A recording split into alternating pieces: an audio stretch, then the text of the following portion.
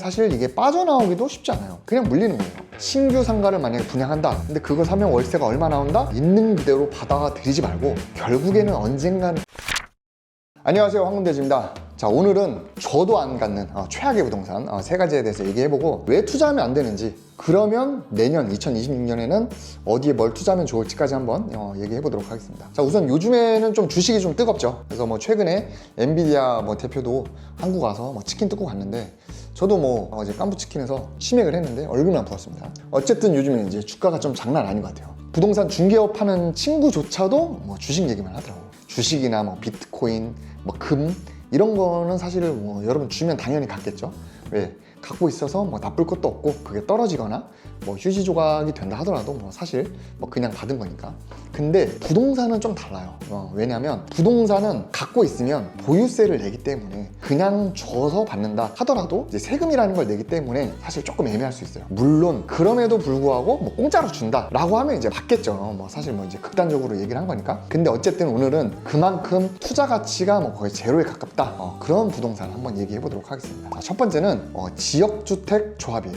지주택이라고도 하는데, 재개발, 재건축 아파트, 이제 이런 투자가 시기 적절하게만 들어가고 또 잘 버티기만 하면 돈 엄청나게 벌어요. 제가 건물 투자를 이제 메인업으로 하고 있다 보니까 주변에 이제 재개발, 재건축 투자를 했던 분들이 건물 투자에 대한 이해도도 좀 높더라고요. 대지 지분이나 용적률 이런 이해도가 있어서 그런 것 같아요. 지주택도 결국에 이제 재개발, 재건축처럼 이제 낡은 집을 허물고 아파트로 바꾸자 이런 메커니즘은 똑같은데, 재개발은 이제 기존 소유주들끼리 하는 거고, 지주택은 소유주는 아닌데 사람들끼리 모여가지고 야, 저기를 하나씩 매입해서 그렇게 해보자, 이게 이제 좀 차이가 다른 거예요. 사실상 저는 거의 불가능에 가깝다고 생각을 하거든요. 물론 지주택으로 성공한 케이스도 있긴 있습니다. 그렇다고 해서 여러분들이 가입해서 돈을 낸다 라고 하면은 사실 이게 빠져나오기도 쉽지 않아요. 그냥 물리는 거예요. 지주택의 특징이 뭐냐, 일반 분양하는 시세보다 좀 저렴하게 새 아파트 살 수 있다, 그런 기대감 때문에 가입하는 사람들이 있어요. 혹시라도 자금이 부족한데 아파트 투자를 하고 싶다, 아니면 새 아파트에 살고 싶다 라는 마음이 들어서 투자를 하려는 사람이 있다 라고 하면은 조금 생각을 해보시기 바랍니다. 두 번째는 구분 상가 신규 분양이에요. 상가의 본질적인 가치는 수익률이죠. 수익률이라는 거는 인풋 대비 아웃풋이 좋아야 좋은 건데, 얼마에 샀냐가 인풋이고 월세가 얼마가 나오냐가 이제 아웃풋이죠. 이 상가가 얼마야 라고 이제 따지려면 그거 나중에 샀을 때 월세가 얼마 나와를 들어봐야 되겠죠. 근데 월세는 세입자분이 내는 건데, 자영업자분들이 거기서 장사를 해서 얼마를 벌지를 알아야 사실상 월세라는 시세가 정해지는 거예요. 건물주가 야, 월세 얼마야? 네 라고 하면 일단은 내긴 내겠죠. 하지만 그만큼 그 자영업자분이 거기서 돈을 못 벌면 결국에 이제 망하는 거고, 월세는 내려가게 됩니다. 즉 그 입지에서 장사를 했을 때 얼마 버냐를 알아야만 월세를 알게 되고, 월세를 알아야만 수익률이라는 게 나오는 거고, 수익률이 나와야만 그 상가의 가치, 즉 가격이 나오는 거죠. 근데 보통 우리가 신규 상가를 분양하는 곳은 상권이 아직 형성되지 않은 곳이 대부분이에요. 그래서 일단은 팔아 제끼려고 이거 병원 임차 들어올 거야, 아니면 병원 임차 맞춰졌어, 현수막 달고 막 팔죠. 그 병원이 실제로 나중에 들어오냐? 그건 이제 모르는 거예요. 들어온다 하더라도 그 월세가 계속 유지되냐? 라는 보장도 사실 없어요. 그 상가를 팔아야 하는 시행사 입장에서는 땅값, 공사비, 설계비, 이자, 세금 등등 여러 가지 그동안 들어간 돈이 많잖아요. 본인들이 이익을 보기 위해선 그 가격에 팔아야 되는 거죠. 신규 상가를 만약에 분양한다, 근데 그거 사면 월세가 얼마 나온다? 있는 그대로 받아가 들이지 말고 주변 상권 조사부터 좀 해보시기 바랍니다. 그리고 웬만하면 안 하는 걸 좀 추천드립니다. 그 돈이면 살 수 있는 건물들이 생각보다 많아요.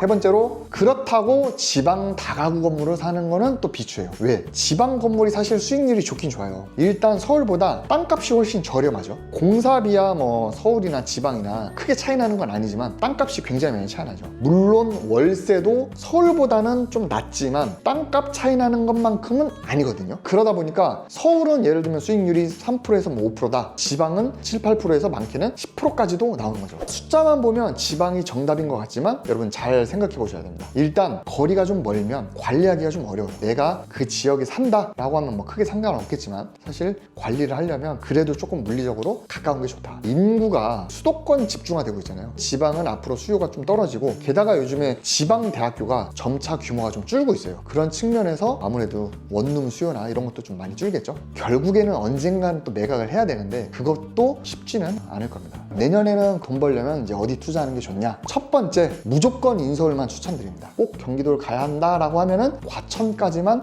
갔으면 좋겠습니다. 둘째, 내가 만약에 무주택자다. 그럼 뭐 일단 아파트는 좀 추천드려요. 단 나홀로 아파트나 상업지나 준주거에 지은 뭐 그런 아파트는 예외예요. 그리고 세 번째, 서울 중에서도 강남 3구나 마용성 같은 서울 중심지에 투자를 하겠다라는 분들은 역설적이지만 수익률이 좋은 건물을 했으면 좋겠어요. 예를 들면 대로변에 있는 300억짜리 건물이 수익률이 3%야. 근데 약간 뭐 골목 안에 있는 허름한 건물인데 요거 조금만 손보면 수익률이 5, 6%는 나온다. 그러면 저는 좀 이걸 추천드려요. 골목에 있는데 임대가 될까요? 라고 물어보실 수 있는데 그거는 여러분이 임대료 설정을 잘못했을 확률이 높습니다. 적절한 임대료만 맞추면 좋은 지역에서는 그래도 임대가 나가고 그 임대가 주택임대일 수도 있고 상가임대일 수도 있고 여러분들이 그 입지에 맞는 주택이냐 상가냐 건축물의 용도만 잘 설정하면 임대에는 큰 문제는 없다고 봅니다. 저는 그 지역 자체가 좋다라고 하면 단타를 치거나 매각을 하기보다는 보유를 하면서 수익률 높은 곳에서 많이 월세를 뽑아내는 거를 추천을 드리기 때문에 말씀을 드리는 거고, 마지막 네 번째, 서울 핵심지가 아닌 외곽에 건물 투자를 하겠다는 분들은 무조건 저는 입지를 보기를 추천드려요. 서울 변두리만 가더라도 건물에 대한 컨셉이나 임차 수요에 대한 명확한 타겟이 있어야만 공실이 안 납니다. 본인이